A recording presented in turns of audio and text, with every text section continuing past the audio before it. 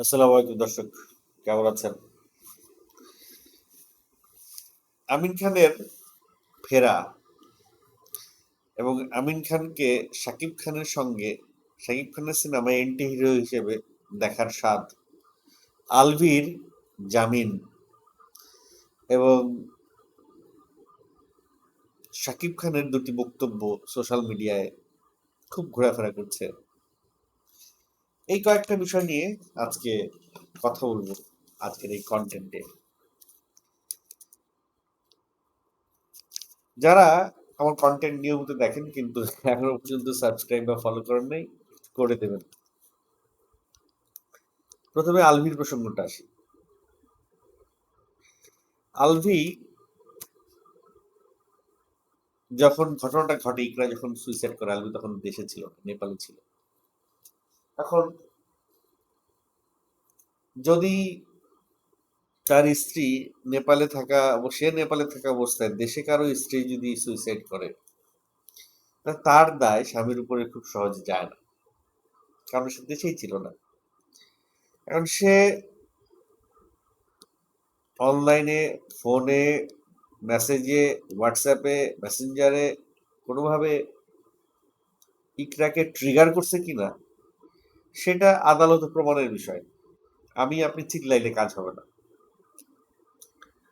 ইকরা যখন সুইসাইড করলো, ইকরার কিছু কাছের মানুষ, মিডিয়ার কিছু মানুষ অনেক চিল্লাইলো যে প্রকৃত দোষ আলভির, কারণ আলভি জুয়ারি, আলভি জুয়া খেলে, আলভি জুয়ারির সঙ্গে সে নারী আসক্ত, জুয়া আসক্ত, নারী আসক্ত, মদ আসক্ত, এটা কেউ বলে নাই। কারণ আলভি যে মেয়েটির সঙ্গে, যে ওই মেয়েটির নাম জানি কি, ভুলে গেলাম, আলভির সঙ্গে সেই মেয়েটিকে নিয়ে অনেক অনেক কথা বলছে এবং এমনও দেখা গেছে যে আলভি, সেই মেয়েটি এবং ইকরা একই পার্টিতে একই সময়ে আনন্দ করছে, পার্টি করছে, এরকম চিত্রও দেখা গেছে। তো কে কার দোষ বেশি, কে দোষী, এটা তো বের করা তদন্ত কমিটির কাজ বা প্রশাসনের কাজ, তদন্ত করে বের করা। এটা আমাদের কাজ না। আমাদের যেটা প্রথম, মানে মানুষের যেটা হয় কি যে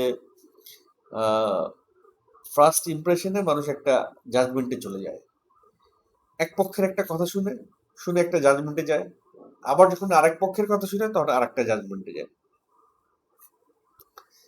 কারণ কথা হলো গিয়া যে আলভি যদি বিবাহ বহির্ভূত কোনো সম্পর্কে আবদ্ধ হয়ে থাকে, সেটির জন্য স্ট্রেট ওয়ে ইকরা আলভিকে ডিভোর্স দিয়ে আলাদা হয়ে যেতে পারতো।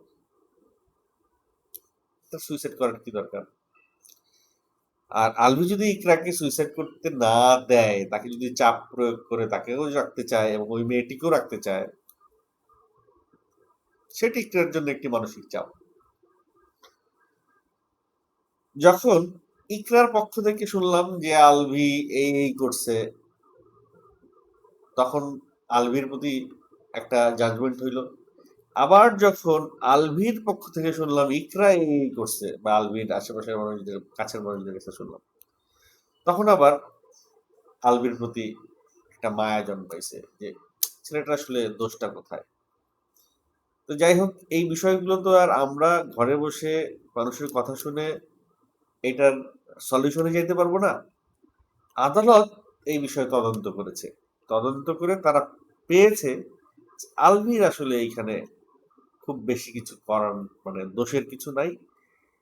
এটার বিচারও একটা লম্বা প্রক্রিয়া, যেহেতু এই বিচারটা অনেক লম্বা প্রক্রিয়া এবং এমন কোনো অকারেন্স নয় যেটি সে পালিয়ে যেতে পারে, পালিয়ে যাবার প্রশ্ন আসে, এটা একটা বিষয়।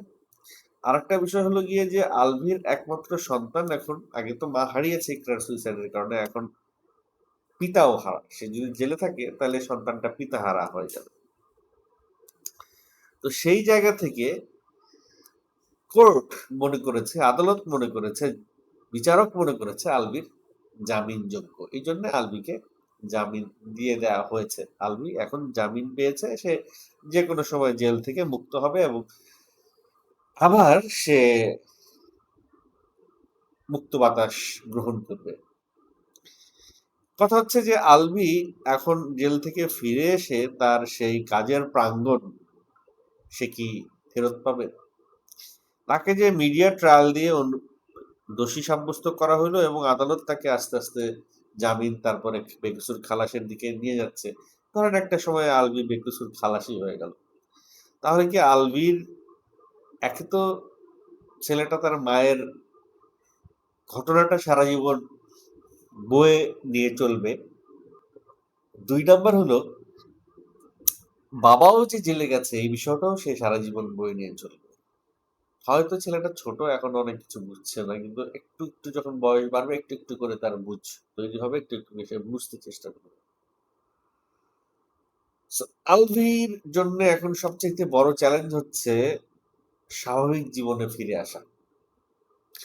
যত দ্রুত সে স্বাভাবিক জীবনে ফিরে আসতে পারবে তত দ্রুত তার ছেলের জন্য মঙ্গল, আলভির জন্য মঙ্গল। এবং আলভির আশেপাশের যারা মানুষজন আছে তাদেরও এখন উচিত হবে, আলভিকে যেহেতু আদালত একটা সুযোগ দিয়েছে, আমরা তো সাধারণ মানুষ, সাধারণ মানুষেরও হয়তো উচিত হবে আলভিকে সেই সুযোগটা করে দেয়া, কাজের পরিবেশটা করে দেয়া, সে যেন বেঁচে থাকতে পারে, দম ফেলতে পারে। যাই হোক, আলভির জামিন হয়েছে, এটাই বড় সত্য, এবং আলভি তার সন্তানের কাছে ফিরে যেতে পারছে, এটা আনন্দের। এবার আসি আমিন খান প্রসঙ্গে। আমিন খান যুক্ত হয়েছেন গুলশানের চামেলি নামে একটি সিনেমায়, যেই সিনেমায় যুক্ত হওয়ার পর থেকে আমিন খানকে নিয়ে একটা সমালোচনা তৈরি হয়েছে যে আমিন খান এতদিন পরে সিনেমায় আসতেছে, তার উচিত ছিল খুব খুব ট্যালেন্টেড কোন ডিরেক্টরের সঙ্গে তার ফেরা উচিত ছিল, লাইক রায়হান রাফি, মেহেদী হাসান হৃদয়, হিমেল আশরাফ, এই মুহূর্তে যারা খুব ভালো কাজ করছে। তো এখন আমিন খান চাইলেই তো রায়হান রাফির প্রজেক্টে কাজ করতে পারে না, বা মেহেদী হাসান হৃদয়ের প্রজেক্টেও কাজ করতে পারে না, বা হিমেল আশরাফের প্রজেক্টেও কাজ করতে পারে না। এটা চাইতে হবে পরিচালকের, প্রযোজকের, এবং ওই সিনেমায় যদি শাকিব খান থাকে তারও। শাকিব খান একটা প্রোগ্রামে অলরেডি বলে ফেলছে যে আমির খানের সঙ্গে সে সিনেমা করতে চায়, একটা গ্রিন সিগন্যাল সে দিয়েছে। এখন মুখে এক কথা অন্তরে আর কথা, এটা নিশ্চয়ই শাকিব খান নন। সেই ক্ষেত্রে যদি শাকিব খানকে নিয়ে আমিন খানকে নিয়ে যদি কোনো সিনেমা হয়, সেটা দুইটা অপশন হইতে পারে, একটা হচ্ছে দুই ভাই দুই বন্ধু, অথবা villain and hero. Amin Khan anti হিরোর কাজ করতে পারে, হিরোর কাজ করতে পারে, শাকিব খান ভিলেনের কাজ করতে পারে, যেটা অসম্ভব। শাকিব খান হিরোর কাজ করবে, আমির খান এন্টি হিরোর কাজ করবে বা ভিলেনের কাজ করবে, এটা অনেকটা সম্ভব। তবে শাকিব খান ভিলেন, আমির খান হিরো, এটা যে অসম্ভব তাও না। সেখানে ভিলেনকেই যদি বেশি প্রাধান্য রাখা হয় চরিত্রের প্রয়োজনে, তাহলে শাকিব খান ওইটাই বেছে নেবে। তো যাই হোক, দর্শক যেটা চায় যে মেহেদী হাসান হৃদয় তার পরবর্তী যে আপকামিং প্রজেক্টটা আসছে নিঃস্ব, সেই সিনেমাতে শাকিব খানের সঙ্গে দর্শক চাইতেছে। অনেকে আমাকে ফোন করেছে, অনেক সাথী কমেন্ট করেছে, ইনবক্স করেছে, মেসেজ করেছে, সবগুলার একটাই কথা সব জায়গায়, যে তারা চাইছে শাকিব খানের সিনেমায় আমিন খান যেন এন্টি হিরো হিসেবে কাজ করে। আর এদিকে আমিন খান গুলশানের চামেলি সিনেমা দিয়ে আসাতে অনেকেই মনক্ষুণ্ণ হয়েছে যে আমিন খানের একটা সেই রকম কামব্যাক দরকার ছিল, বাট সেই রকম কামব্যাক করার জন্য আমিন খানকে তো ডাকতে হবে। সেই ডাকটা কিন্তু আমিন খান পেয়েছে এমডি ইকবালের কাছ থেকে। এমডি ইকবাল পরিচালক হিসেবে অনেকের কাছেই মানহীন পরিচালক, অনেকের কাছেই। কিন্তু এমডি ইকবাল যে কলটা দিয়েছে আমিন খানকে, এই কলটা কজন ডিরেক্টর দিয়েছেন? এই কলটা ইকবাল সাহেবের আগে রায়হান রাফি বা মেহেদী হাসান হৃদয় বা হিমেল আশরাফ বা ওই গোছের কেউ অনেক আগেই দেওয়া উচিত ছিল।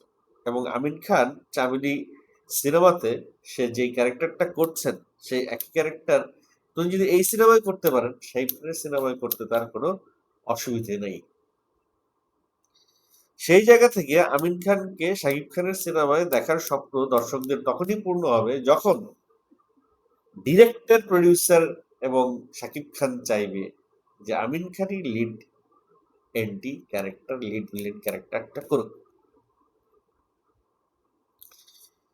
সেই জায়গা থেকে মেহেদী হাসান হৃদয়ের গল্পটা কিরকম হবে, দৃশ্য গল্পটা, সেই গল্পটার উপরে ডিপেন্ড করছে যে এরকম কোন এন্টি ক্যারেক্টার আমির খানকে রাখা যায় কিনা। যদি রাখা যায় এবং সবকিছু ব্যাটে বলে মিলে গেলে হইতেও পারে মেহেদী হাসান হৃদয়ের শাকিব খানকে নিয়ে করা আগামী সিনেমায় আমির খান এন্টি হিরো হইতেই পারে। আরো একটা রিকোয়েস্ট তারা আমাকে করেছে যেন আমি মেহেদী হাসান হৃদয়ের সঙ্গে যখন দেখা হয় বা তার যদি ইন্টারভিউ করি তাকেও যেন কথাটা আমি জানাই। আমি জানি মেহেদী হাসান হৃদয় আমার এই কন্টেন্ট রেগুলার দেখে, সো এইটার মাধ্যমে তো সে শুনবেই। তারপরে মেহেদী হাসান হৃদয় রিয়েল এনার্জি প্রোডাকশনের সুমি আপা এবং তার হাজবেন্ডও আমার কন্টেন্ট রেগুলার দেখে, তারাও আমার এই কন্টেন্ট শুনছেন।